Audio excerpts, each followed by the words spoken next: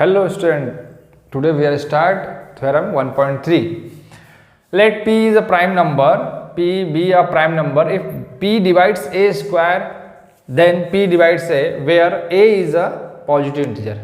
ये हमको उसने देख रखा है थ्योरम, है ना, कि जो है let p is a prime number से और जो p डिवाइड a स्क्वायर तो p is also divided by a.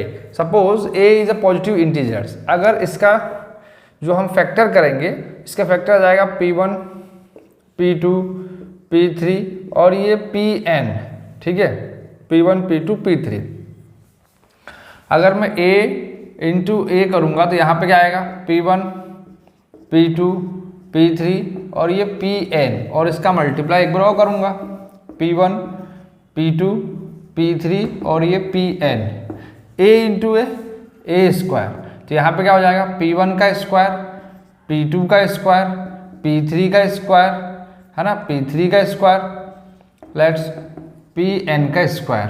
देखिए अब यहाँ पे उसने क्या बोला है कि जो p है वो डिवाइड हो रहा है a स्क्वायर से, है ना, p डिवाइड्स a स्क्वायर. एक एग्जांपल लेंगे हम लोग यहाँ पे कि सपोज 4 a जो इंटीजर है 4 लिया और 4 का जो फैक्टर है वो 2 है, 4 जो डिवाइड हो रहा है 2 से हो रहा है. अगर मैं a का स्क्वायर करूंगा, 4 का स्क्वायर करूंगा तो 4 का स्क्वायर क्या होगा 16.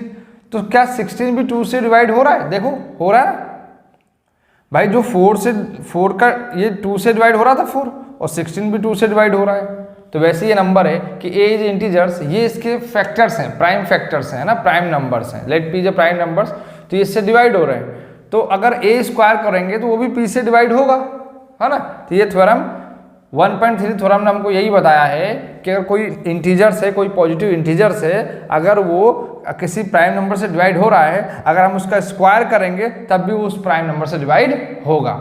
ठीक है, write down. Exercise 1.3 question number 1, prove that root 5 is irrational. तो हम इसको कॉन्ट्राडिक्शन मेथड से करेंगे, है ना. सबसे पहले इसको रैशनल मान लेंगे, फिर हम इसको प्रूफ करेंगे इरेशनल. ठीक है, तो let root 5 is a rational, है ना, रैशनल, है ना. Let us assume contradiction method root 5 is rational. So अगर ये रैशनल है तो root 5 equal to a by B के फॉर्म में होगा और a by B and a by B are coprime. कैसे होंगे? को प्राइम होंगे, है ना. HCF of a and b is 1. ठीक है, चलिए अब b का मल्टीप्लाई इसमें होगा तो कितना हो जाएगा root 5b equal to a. Both side squaring क्या करेंगे हम लोग? बोथ साइड स्क्वायरिंग करेंगे. बोथ साइड स्क्वायरिंग तो क्या आ जाएगा यहाँ स्क्वायरिंग करने से 5b square equal to a square, है ना. जब रूट 5 का स्क्वायर करेंगे तो 5 आएगा. अच्छा, यहाँ से इक्वेशन नंबर 1 वहाँ से क्लियर हो गया कि जो a है a square is divisible by 5 and a is also divisible by 5, है ना. फ्रॉम थ्योरम 1.3 से हम क्लियर हो गया कि a square is divisible by 5 तो a is also divisible by 5, है ना. अब हम क्या करेंगे? एज्यूम करेंगे a इक्वल टू 5c. एक नया कांस्टेंट लिया है where c is some integers, है ना. कोई इंटीजर्स हमने इसमें लिया है c को. ठीक है, अब यहाँ पे भी a स्क्वायर की वैल्यू पुट करेंगे, बोथ साइड स्क्वायरिंग करेंगे, है ना. तो क्या हो जाएगा a square equal to 5c का होल स्क्वायर. तो a स्क्वायर की वैल्यू क्या है 5b स्क्वायर. तो यहाँ पे 25c स्क्वायर, 25 और 5 कैंसिल, 5 1 जब 5, 5 25, तो b square equal to 5c square. अब आप यहाँ पे ध्यान से देखिए, ये हो जाएगा इक्वेशन नंबर 2. अब यहाँ पे क्या हो गया कि जो b है b इज ऑल्सो डिविजिबल 5, है ना. यहाँ लिख सकता हूँ मैं, क्या लिख सकता हूँ कि b square is divisible by 5 and b is also divisible by 5. तो फ्रॉम इक्वेशन 1 एंड 2 क्या लिखेंगे हम लोग यहाँ पे? फ्रॉम इक्वेशन 1 एंड 2 क्या लिख देंगे कि a एंड b, जो a and b having common factor having common factors, कितना आ रहा है दोनों का कॉमन फैक्टर 5, है ना, common factor same common factor हो गया। तो अब हम लोग क्या लिख सकते हैं कि जो हमारा कॉन्ट्राडिक्शन है वो गलत हो गया, है ना। तो दिस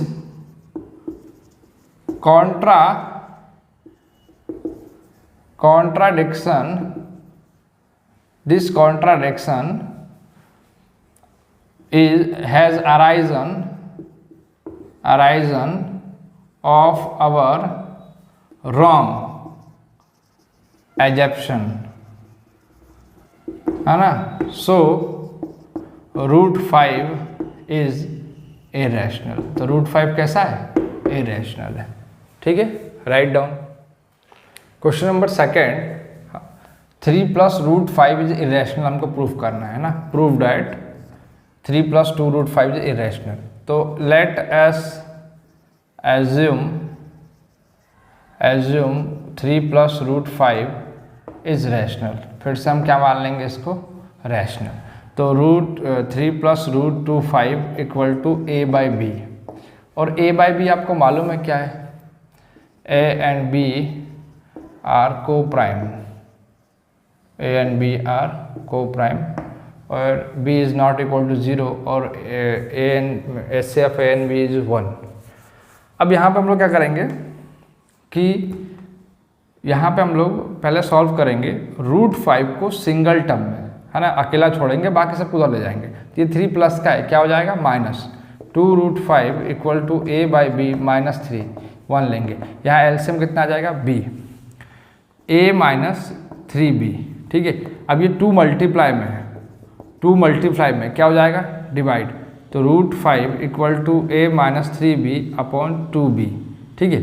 आपको सभी ऐसे क्वेश्चनों को ऐसे ही सॉल्व करना है कि जो रूट के टर्म को उसको क्लियर रखना है, बाकी सब टर्म को आप राइट हैंड साइड पे ले आओ। आपको मालूम है यहाँ पे कि a and b is integer, a और b क्या है, integers, and a - 3b is also integers, है ना, ये भी क्या है, इंटीजर्स। तो a - 3b/2b इज रैशनल, ये कैसा है, रैशनल है। अब √5 हमने क्या माना था, रैशनल, पर हम √5 को पहले ही प्रूफ कर चुके हैं कि √5 इज इरेशनल। तो यहाँ पे क्या लिखेंगे, but √5 is rational, but √5 is rational. लेकिन क्या हुआ, हमारा जो एज्यूम किया था हमने जिसको, वो हमारा गलत हो गया। तो क्या लिखेंगे, this contradiction has arisen of our wrong, या इनकरेक्ट लिख सकते हो, wrong assumption। so √3 + 2 √5 is irrational. अच्छा, कुछ और बात बताऊंगा मैं आपको। देखो, रूट इरेशनल किसी भी नंबर के साथ मल्टीप्लाई होगा तो वो पूरा नंबर क्या हो जाएगा, इरेशनल। इरेशनल किसी भी नंबर से डिवाइड होगा तो पूरा नंबर क्या हो जाएगा, इरेशनल। समझो कि एक अच्छा व्यक्ति है, एक चोर व्यक्ति है। चोर यहाँ पे इरेशनल है, तो अगर चोर व्यक्ति अच्छे व्यक्ति के साथ घूमेगा ना, तो जो अच्छा व्यक्ति वो भी चोर कहलाएगा, समझ गए ना, वो भी चोर कहलाएगा। तो ये इरेशनल है, इरेशनल। अब देखो, ये सब तो अच्छे थे, इंटीजर्स थे, रैशनल थे, लेकिन इनके साथ क्या जुड़ गया, √5, और √5 कैसा था, इरेशनल, चोर था। ये सब क्या हो गए, इरेशनल। समझ में आ गया, write down.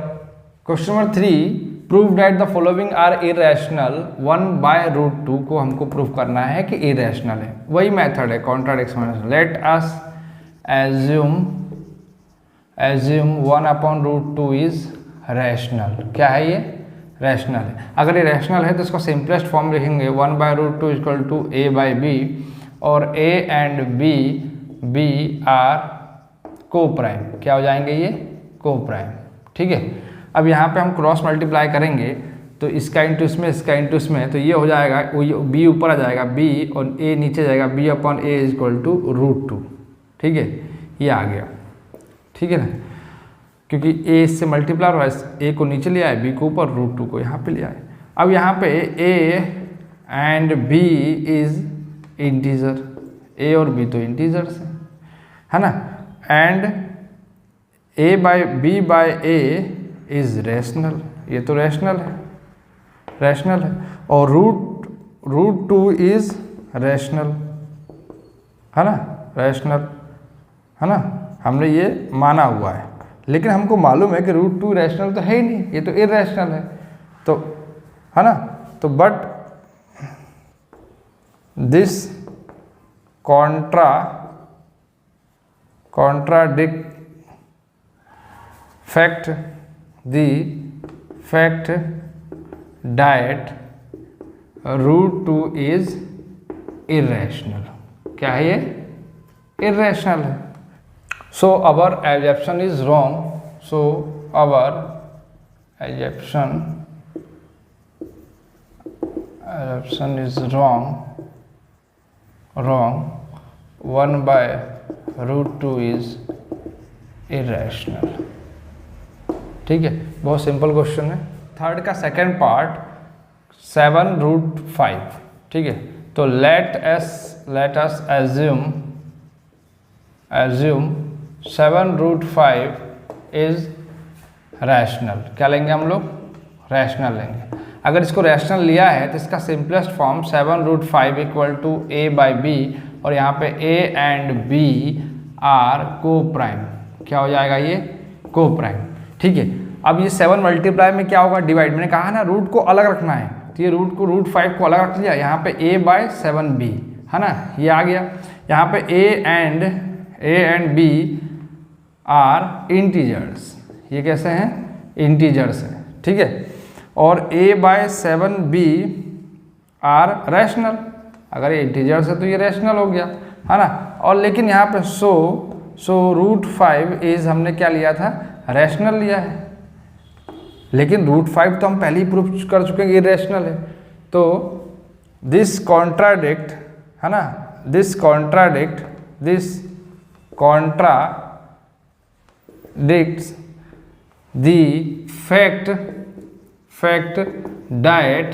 the fact that root 5 is rational, root 5 is irrational,